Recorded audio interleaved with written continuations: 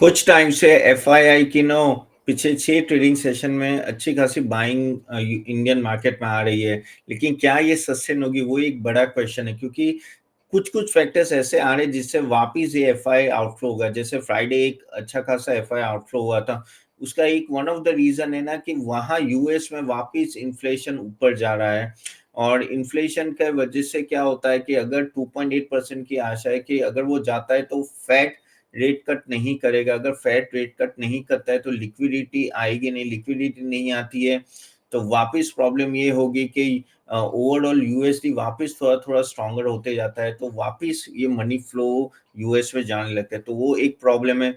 दूसरा, oil prices अगर वो ऊपर जाने लगते हैं जियोपॉलिटिकल क्राइसिस और वो सब के वजह से, तो उसके वजह से भी इम्पैक्ट डायरेक्टली आ सकता है, क्योंकि higher oil prices means higher inflation, तो वो 73 74 है।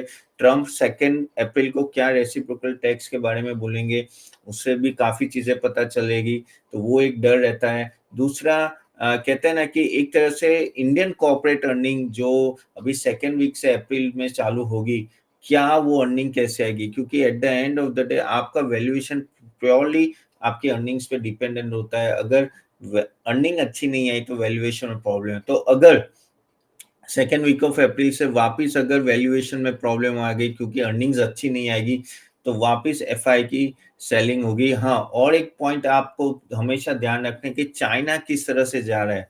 अगर चाइना की इकोनॉमी ज्यादा से ज्यादा स्ट्रांग होगी तो लोग FI will prefer China rather than India. So वहां भी एक पॉइंट आपको ध्यान में रखना है। तो ये सब सिनेरियो की वजह से ऐसा हो सकता है कि एफआई की जो रिसेंट बाइंग आई है वो शायद सेलिंग में कन्वर्ट हो गए। तो वो ये चीज पॉइंट्स ध्यान में रखना और उनके डेटा को देखते रहना, क्योंकि वापस बड़ी सेलिंग आई तो अपने लिए वापस दिक्कत है। So keep this in mind.